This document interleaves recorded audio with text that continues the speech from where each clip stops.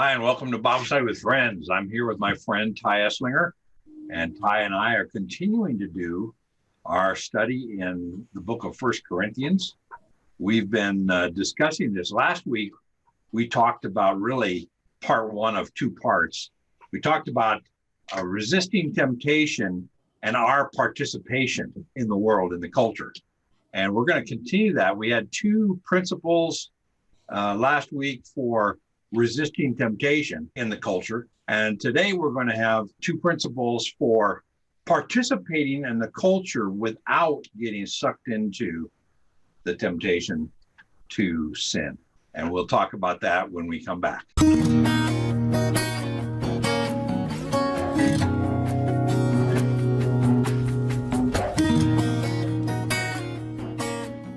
Welcome back to Bible Study with Friends, where our goal is to show and grow a passion for studying God's Word. Ty and I are meeting. This is a real Bible study between two Christian brothers, and we're just spending time in the Word, helping our passion for studying God's Word, and hopefully showing you a passion for studying God's Word. And we thank you for joining us today. Well, let's get into this. Ty, how are you doing? I'm doing all right. Yeah, it was a full week, is what it feels like. Well, Ty and I are meeting, and we're going to continue on. Now, we left off this section. We're in chapter 10 of First Corinthians, and this section, he is basically repeating himself on earlier lessons that he's talked about to the Corinthian church, and he's kind of reiterating those and giving some details to those as he answers them again. And he needs doing the same thing here. Yeah, go ahead. He needs to do a lot of clarification because, like, on one side he says, like, food is just food. Don't overthink it. But on the other side, he's like, you be careful not to trip up other people in how you ate certain food. Exactly right.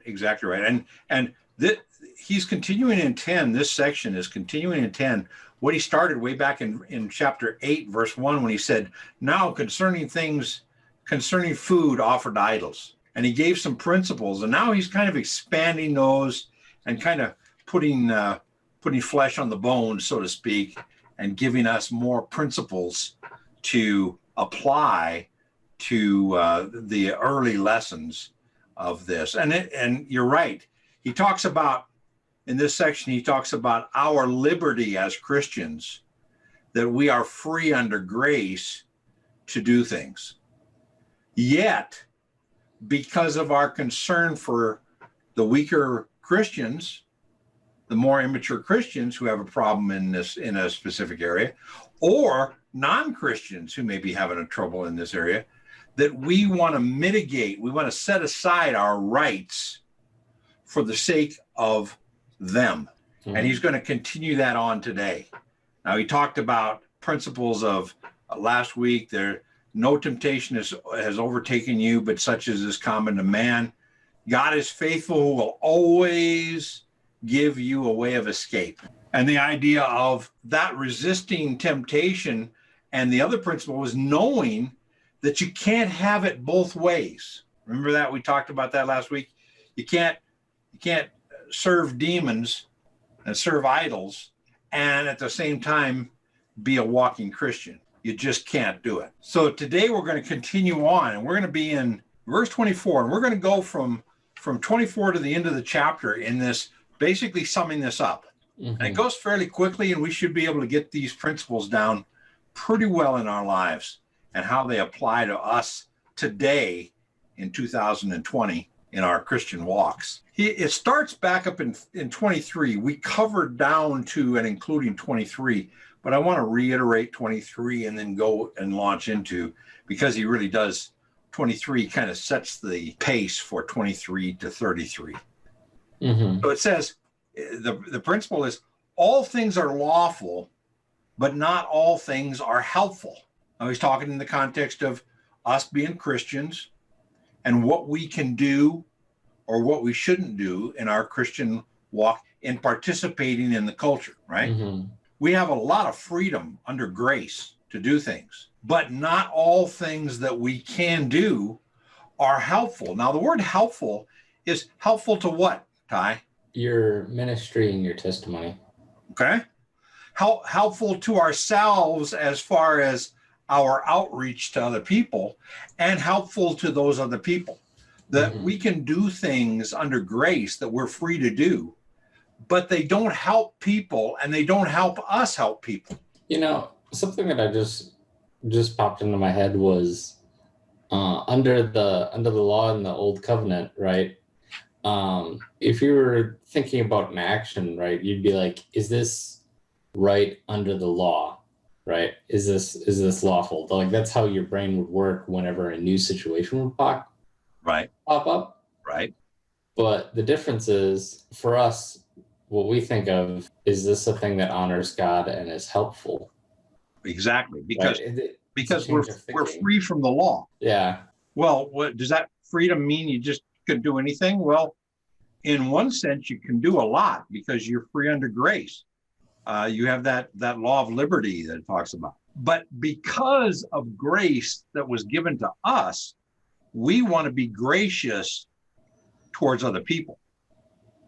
Right. It'd be kind of a new way of thinking. Exactly. And one of the questions that we can ask ourselves constantly is, just because I can, should I? It's an interesting question. I can, but should I?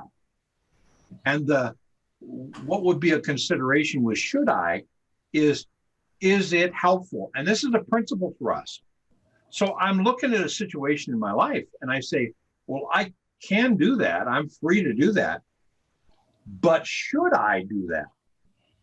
I know, for example, Christians are perfectly allowed to have a drink.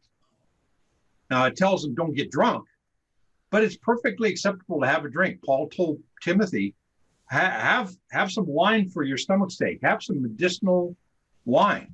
And it's perfectly allowable for me to have a drink. But I know of churches, I've been on staff at a church where I agreed not to drink for the sake of people that may see me drinking and say, oh, drinking is okay. And then they're off and running. That was very interesting. The senior pastor of this church had been an alcoholic before he was a Christian. And he became a Christian, and God healed him of his alcoholism.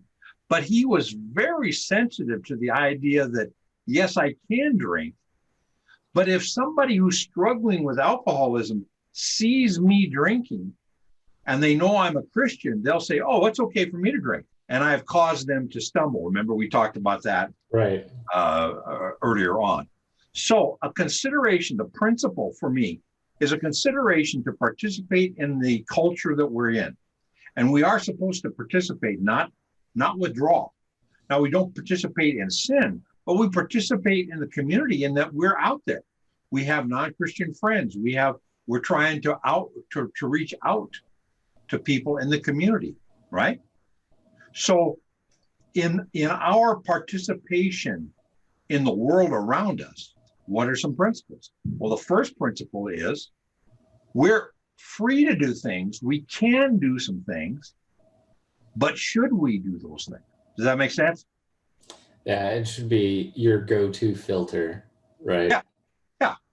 And the go-to filter is looking where? Not looking at the law where it says God will not be pleased, and if I do this, he's going to whack me. What's the determining factor of this filter? Whether it is helpful, whether it builds up, whether it is good for you. Yeah, it's aimed at other people. Yeah, outward, not just inward.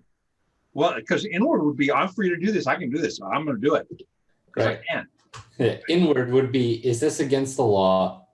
It's not. Okay, I can do it. Yeah, I can do it because I'm covered with grace. I've even heard Christians say that. I can do this because no problem.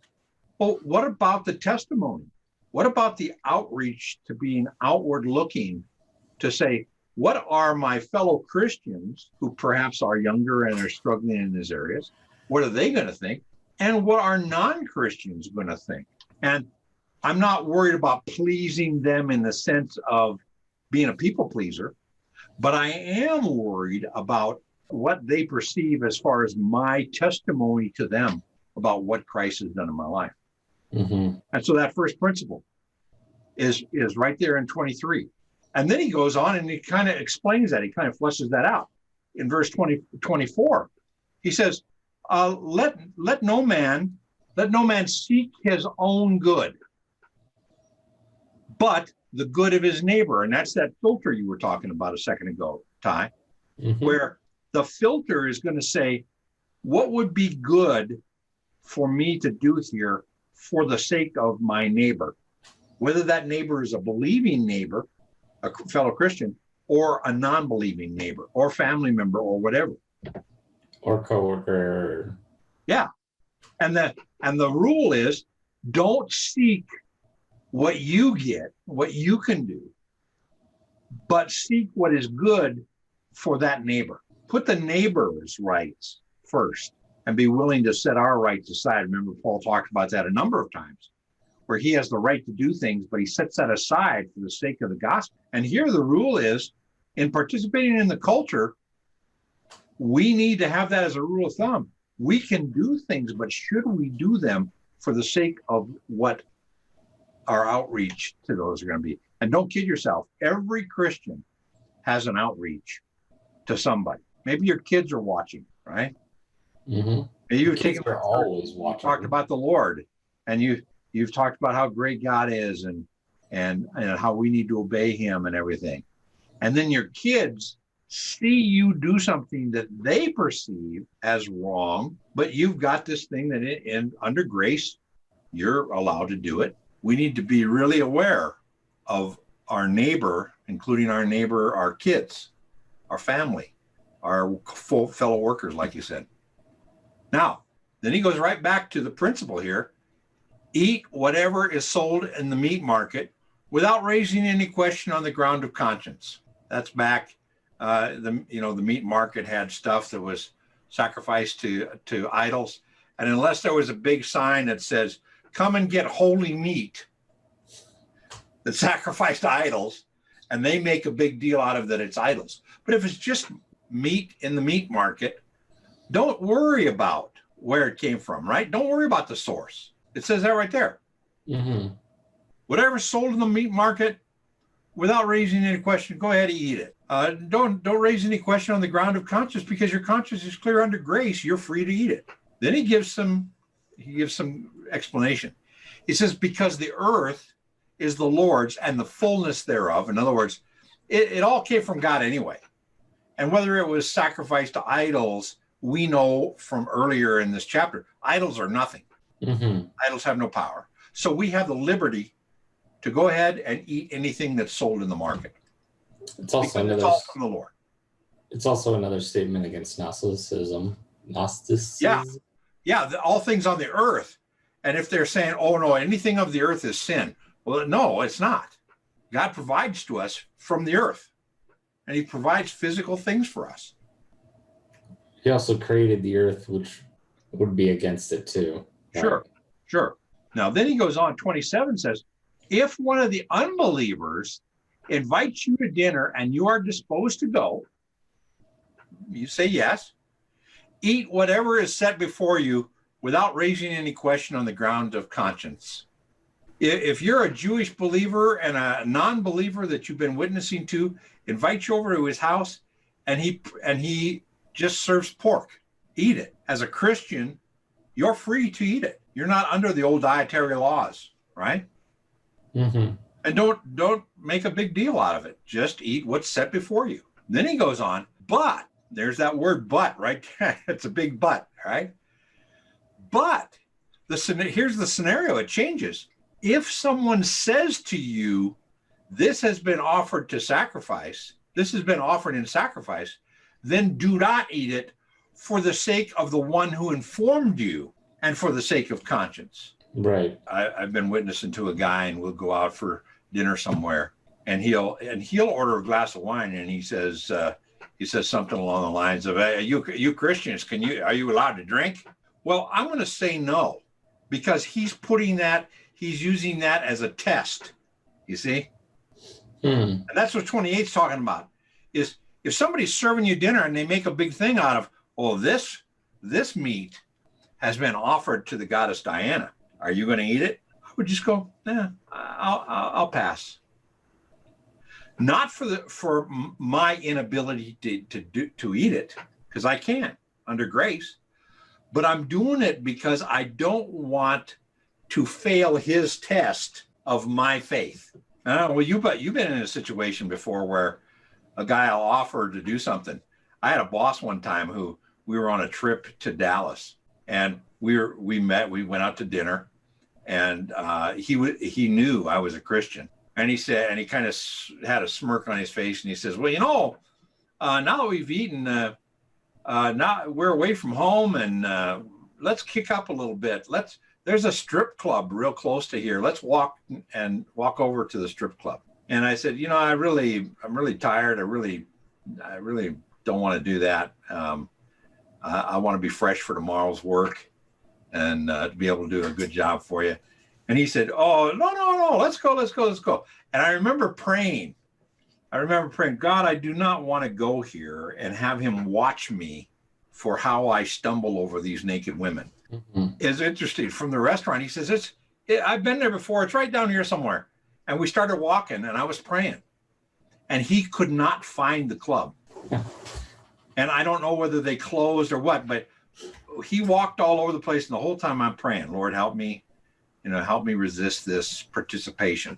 I don't want to do this. And he said, well, I guess I just can't find it. And I said, well, that's really an answer to my prayer because I didn't want to go.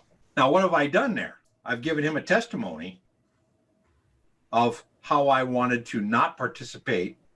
I could have gone and resisted the temptation and said, I'm strong in the Lord, I'm married, and there's no problem here. But I didn't want to do that. I didn't want to be tempted. I didn't want to go into put myself in the lion's den, so to speak. Set yourself up for failure. Yeah. And God helped me there. But he helped me with the idea of, I was more concerned about my witness to my boss. Mm-hmm. Another time we were traveling a bus, all the executives of this company were traveling the bus, and they decided to go for lunch to a strip joint. And I said, and I'm talking the CEO, my boss, the head of marketing, the vice president of all these executives.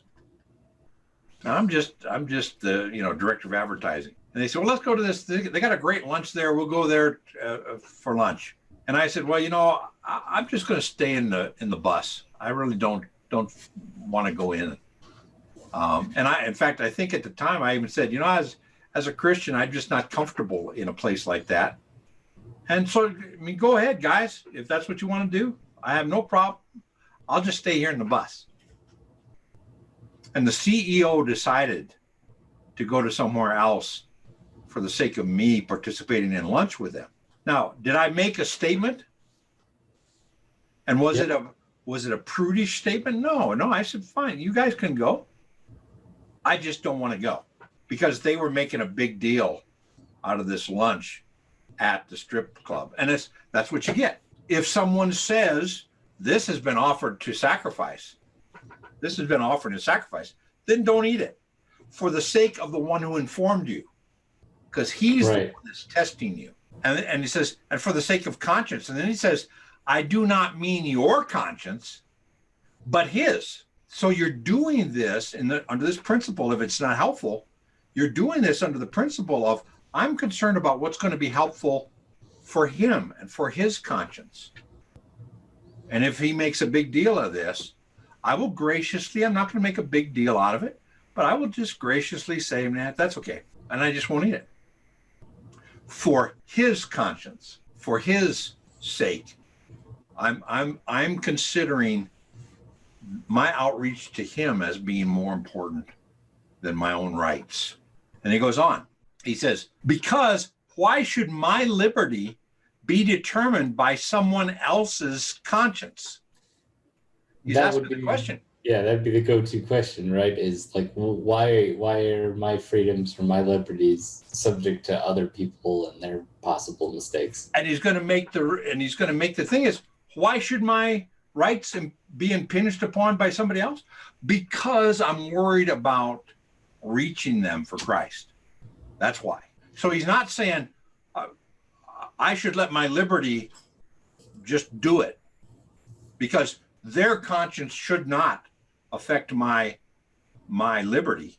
In fact, it's just exactly the opposite. He's saying because why should my liberty be determined by someone else's conscience? He goes, if I participate with thanksgiving, why am I denounced because of that which I give thanks? In other words, I have the right to just say, great, I'm giving thanks for this, I'm eating it, but I'll be denounced because he's putting me to the test, right? Now, this is a different scenario than if he just offered it and said, we're having dinner, and I go, fine, no problem. But if he's putting me to the test, I need to set my liberty aside, and even though I could participate with thanksgiving, I would be denounced for it, right? And then here's the second principle. So whether you eat or drink or whatever you do, eating and drinking, whatever, do all to the glory of God. So I can do something that, because it impacts a non-believer or a believer poorly, I can't give God glory in that, because I've let my rights, and what he talked about last week, I let my rights be a stumbling block to a weaker Christian or to a non-Christian. Mm-hmm. So the principle is, the first principle was, I can do anything, but not everything is helpful for building up people. Mm-hmm. And the second one, so therefore, anything I do, I need to have this consideration in my mind. Anything I do, eating or drinking or whatever, I do it all for God's glory, so that I can be perceived as doing it for God's glory. And then he says, what does that mean, giving God glory? And he says in verse 32, give no offense to Jews or to Greeks or to the church of God. Now he's covering everybody.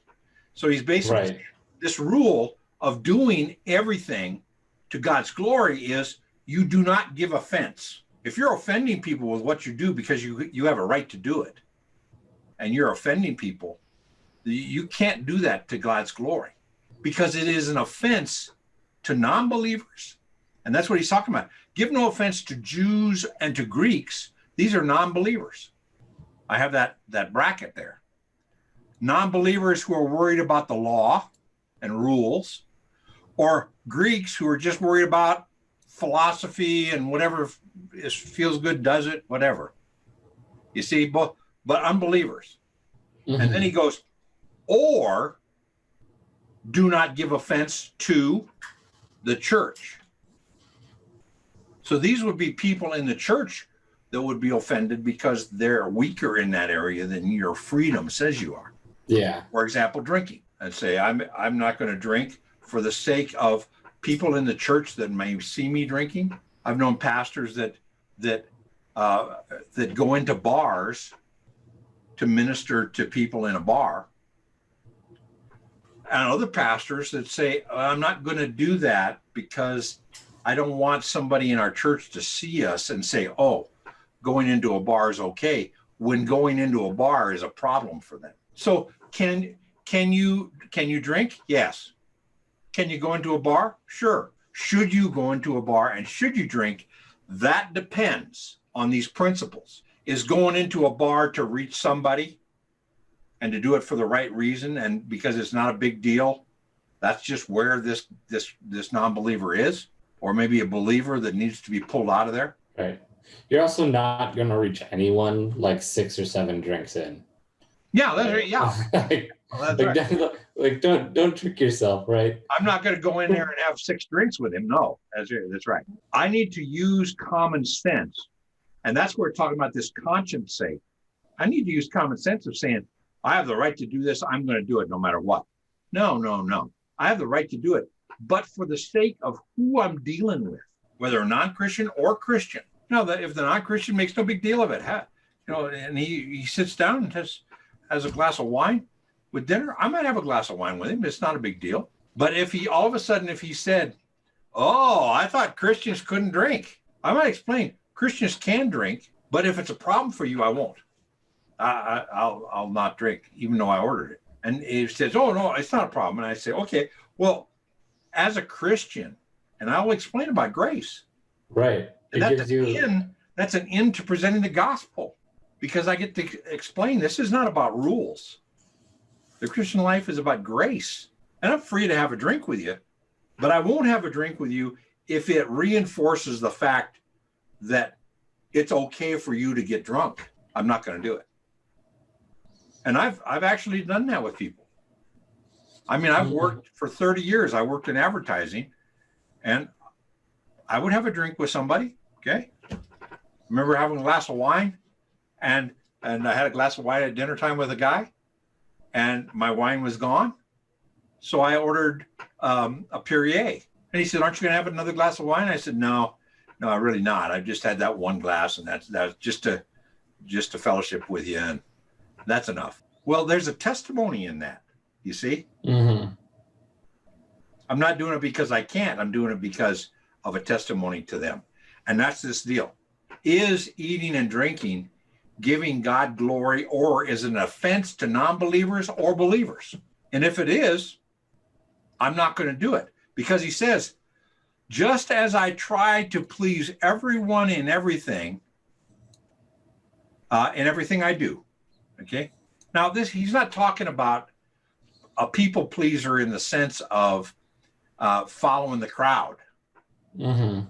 He's saying, I'm trying to live and participate in the culture in a way that pleases people, not seeking my own advantage, but that of many, that they may be saved. Right. The objective is testimonial. The objective, and the principle here in both these objectives is, I can do it, but should I do it? Or is it going to give God glory or be a stumbling block to non-Christians or Christians? Those are the two principles. Mm-hmm. The point of being worried about those two principles is for the sake of my personal testimony to reach other people for Christ. So my participation in the world, my participation in the culture, my participation in the workplace, like your participation in the workplace, should be tempered by what is a good testimony for me. Now, it may not be a good testimony to make a big deal out of if somebody just says, "Here, have a glass of wine. We're toasting the new year." Oh no, I can't drink wine. Then your testimony is negative. But if a guy walks up and says, "Hey, have a little booze with me," well, no thanks. I'm okay. Because our concern should be our witness, our testimony. Does that make sense? Yeah, man. You see where Paul's going there? I mean, he's making it really clear. It's kind of putting the flesh on the bones. These two principles of, you can participate in the culture. You can eat out. You can eat stuff from the market. You can even go to somebody's house and eat, as long as you have in mind, what is the testimony? What's going to help build them up? What's going to help reach them for the gospel? And my rights should not be a stumbling block to their conscience. Right. My rights are secondary to what helps them. And boy, is that tough for us to put into place, that I'm more concerned about. Remember that verse that talks about, consider the other person as more important than yourself. Mm-hmm. I'm considering my outreach to another person as more important than my rights to eat or my rights to do anything. Now, that whatever you do, whatever you eat and drink, do all of the glory of God, was one of the reasons why I went on a diet and why I lost 200 pounds. Well, it's very interesting. I can be with a non-Christian and they offer, let's have some ice cream. I'll say, "No, thanks. I really don't want to do that. I've been on a diet. I've lost 200 pounds on my diet." 200 pounds. And the inevitable question is, how did you do that? Mm-hmm. And I, over and over again, I say, well, I came to a point in my life where I decided I needed spiritual help in my physical diet. And I asked God's help in losing weight, because I weighed 490 pounds. And they go, wow. And I said, and going, I couldn't lose weight. And I went to God and said, God, I need your help to lose weight. And God's been very faithful to help me adjust my mind and adjust the way I think about food, and has helped me have self-control. What am I doing? In what I'm eating, I'm giving God glory for the sake of outreach Right. to somebody. And we can think about this. Let's stop there, Ty. What am I doing that I can do, but maybe I shouldn't do?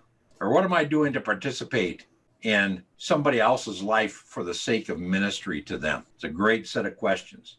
And using these principles of how I can participate without falling under temptation.